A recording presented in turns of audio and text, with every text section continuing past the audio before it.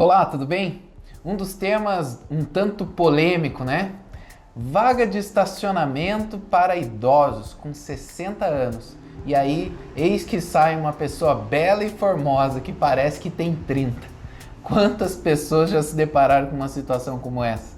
Pois então, eu quero falar hoje sobre um tratamento que tem realmente proporcionado uma longevidade, uma qualidade de vida maior para as pessoas que já passaram dos 60 anos ou estão próximos disso. Como que essas pessoas conseguem ter esses resultados? Corpos bonitos, uma disposição bem grande e uma cabeça super ativa. Estou aqui com o meu amigo Dr. Paulo, especialista na medicina esportiva e nutrologia, para falar sobre um tema um tanto procurado nas redes sociais: tratamentos hormonais, os benefícios para a sua qualidade de vida.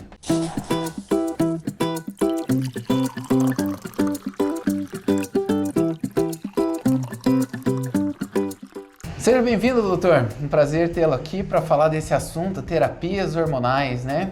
Um tratamento que melhorou bastante, inclusive, a minha vida. E imagino que as pessoas com mais idade deva ter uma transformação ainda maior do que a que eu tive. Você poderia começar falando então sobre os tratamentos hormonais, como indicar, quais os benefícios, as pessoas que estão nos assistindo? Gente, vocês não têm noção do que esse tipo de tratamento pode proporcionar. Estou falando porque eu faço, tenho só 35 anos, fico imaginando as pessoas com mais idade, não é mesmo, doutor? Tudo bom, Takeo? Obrigado pelo convite.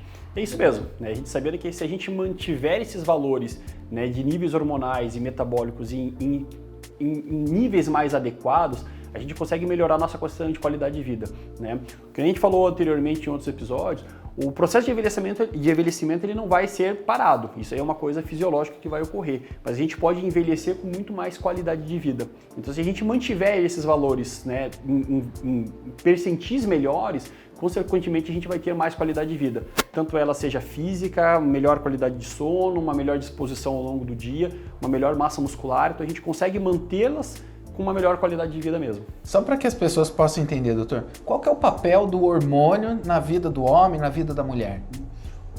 Nosso corpo é regido por hormônios, né? Então tudo no nosso corpo é regido naquela questão hormonal. Então, mantendo eles em níveis adequados, a gente consegue ter uma melhor fisiologia, né? Consequentemente, um envelhecimento melhor e no dia a dia um resultado muito mais interessante, tanto para a questão física quanto para a questão de trabalho, questão de relacionamento, né, como um todo. Ok. Qual o momento mais apropriado para que a pessoa busque, procure saber como que está essa situação hormonal dela? A idade é uma coisa que interfere, né? Porque depende de hábitos de vida. Então a gente pode pegar pessoas na casa dos 30 anos que têm hábitos muito ruins, alimentares, sono e inatividade física, e você compara outras pessoas na casa dos 50, 60 anos, que são pessoas fisicamente ativas, dormem muito bem, têm um padrão alimentar muito bom, e você vê que mesmo com uma idade maior, às vezes ela tem níveis hormonais muito melhores do que uma pessoa mais nova, que às vezes não está fazendo todo esse papel, né, a parte dela, o papel dela que ela deveria fazer. Interessante. Então, os hábitos estão totalmente relacionados à questão hormonal e não necessariamente à idade, né? Sim, né? O processo da questão da idade fisiológica que a gente tem no papel ali, é uma coisa que ela não é somente tipo, se tem 50 anos você tem que ter isso. Não, depende muito de como você veio caminhando nesses últimos 50 anos, o que você fez para você, né? Atividade física, sono, alimentação, né? O teu papel social como um todo vai fazer com que você tenha um envelhecimento, uma velhice muito mais saudável do que aquela pessoa que não fez nada nesses últimos anos de vida ali também. Ok. Eu acho que na prática tudo tem a sua importância, né? Mas vamos tentar colocar em prioridade sono, alimentação e prática de exercício, né? Esses são os 3 fatores mais importantes, né? Qual influencia mais na questão hormonal? Negativamente, né? Negativamente? Um sono de má qualidade. Sono de má qualidade. O sono é um processo muito importante para a gente fazer a nossa revitalização do corpo.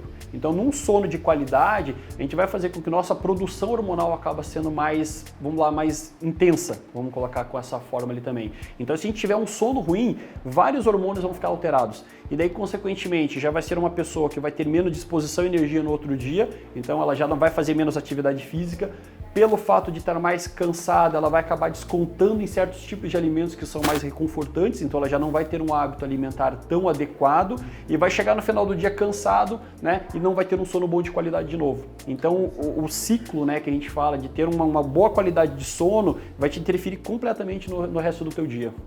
Nada como uma noite bem dormida, né? Agora, falando então da sexualidade, né? É normal, com o passar dos anos, então, a libido ir diminuindo, né? A procura pela esposa, a esposa procurar o marido ou a namorada, tal. A terapia hormonal, ela pode ser utilizada para estimular isso, para que a pessoa tenha vontade, desejo pelo sexo, ou não?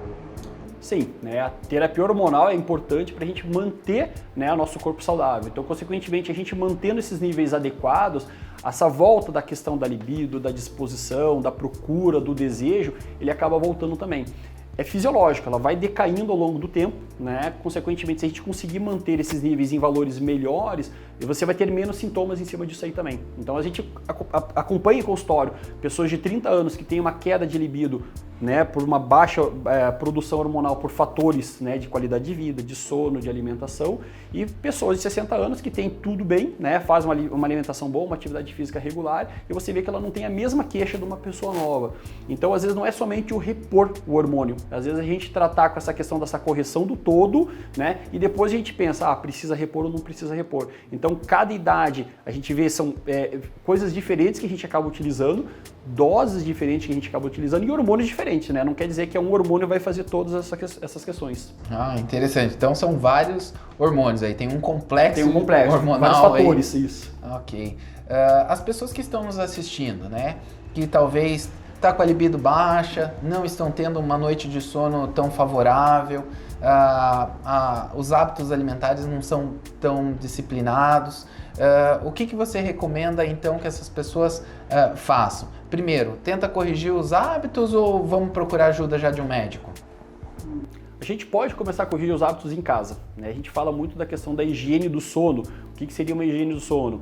No final do dia já não ter tanto estímulo, né? Usar luzes mais baixas, não tão luzes tão fortes, evitar o uso de celulares, tablets, notebooks na hora de dormir, né?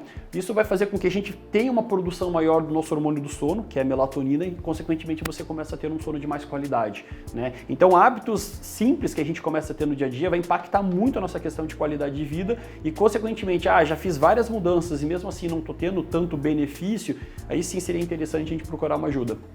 Ok, bem interessante isso daí. Existe alguma contraindicação para se fazer a terapia hormonal ou a reposição hormonal? Sim, né? Existem algumas contraindicações, né? Depende de cada hormônio e depende de cada idade paciente, né? Então a gente não pode fazer uma terapia para todo mundo da mesma quantidade. Se a pessoa tem predisposição a um tipo de doença ou tem alguma doença em atividade, então às vezes aquele hormônio não seria interessante fazer nesse momento, talvez ser num outro momento. Então às vezes tratar uma causa base, né, de uma coisa que poderia piorar e depois a gente pode pensar em repor.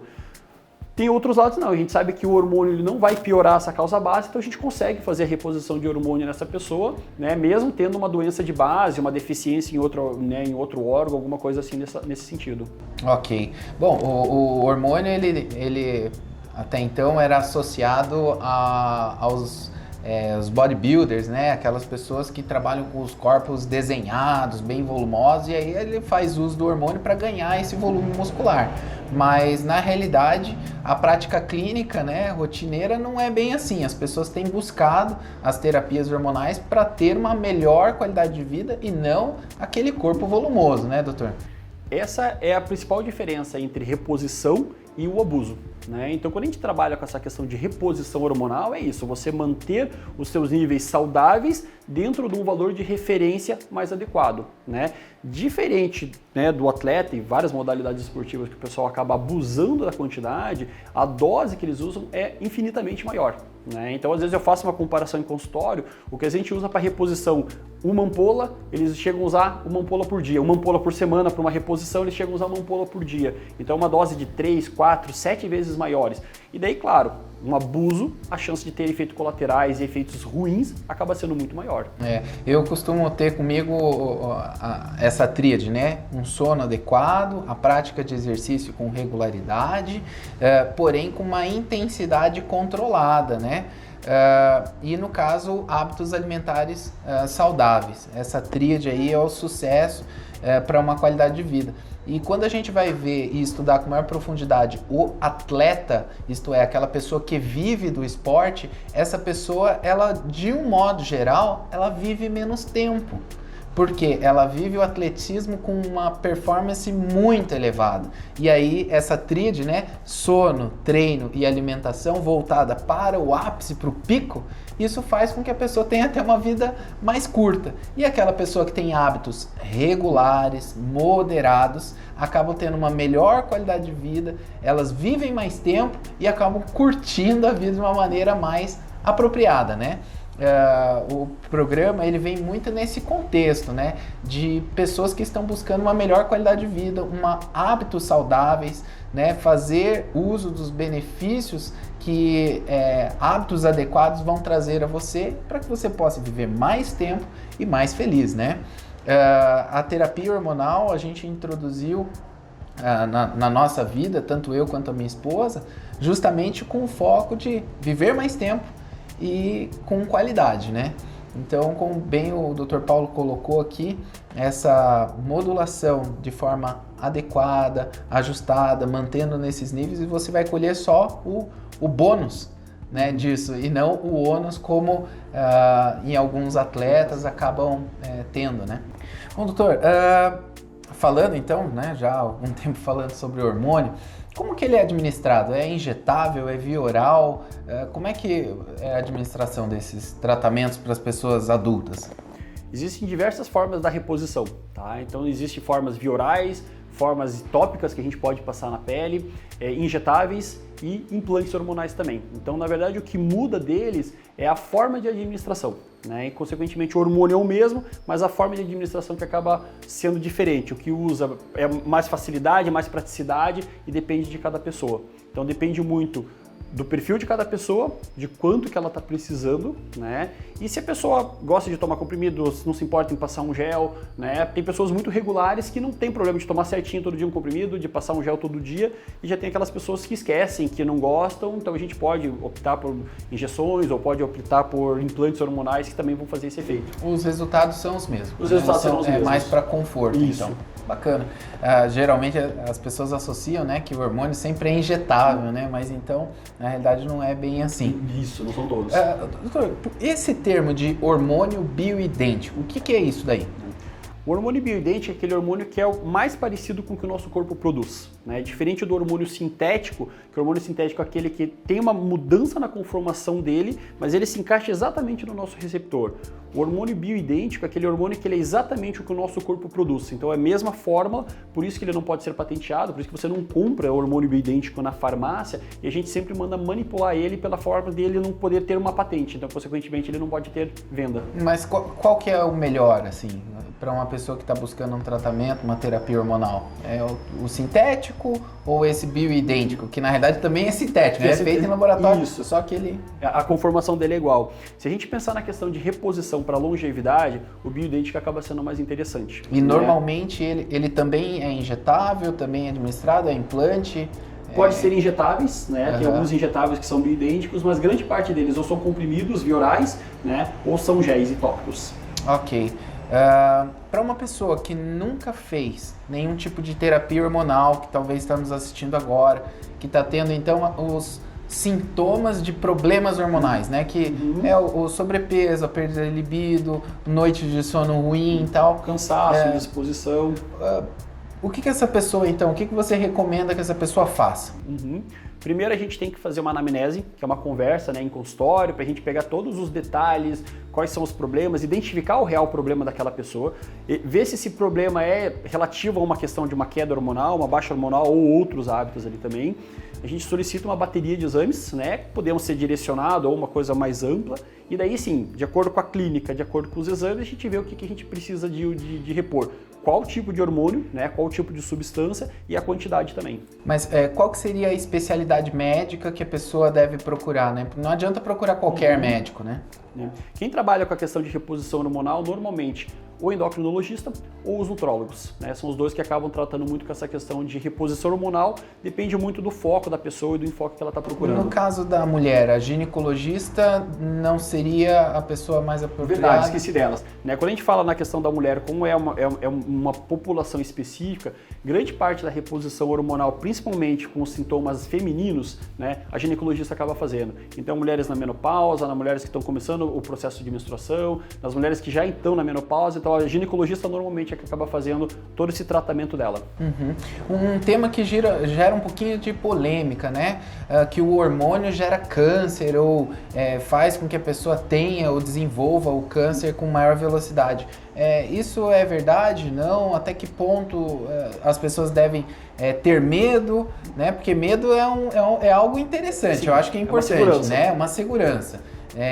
Mas o medo excessivo também, pela falta de informação, faz com que a pessoa, às vezes... deixe de se aproveitar de um benefício interessante. Exato. Né? O que você fala sobre esse tema? Hormônio e câncer. O maior problema, isso foram as pessoas que fizeram abuso deles. Né? Então, pessoas que fizeram abuso vão ter uma chance muito maior de ter um efeito colateral, seja ele câncer ou qualquer outro nessa questão.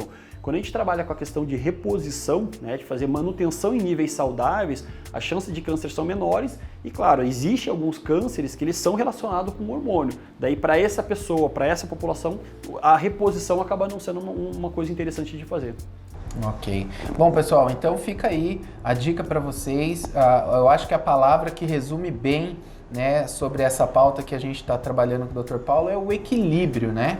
Esse equilíbrio hormonal de acordo com a tua idade, de acordo com os seus objetivos, é a chave para o sucesso, e o sucesso é sinônimo de uma melhor qualidade de vida, independente da idade em que você está, né? Doutor, eu quero agradecer, né, por você estar dividindo o seu conhecimento, as perguntas aí, quem tiver maiores dúvidas pode deixar, né, nos comentários.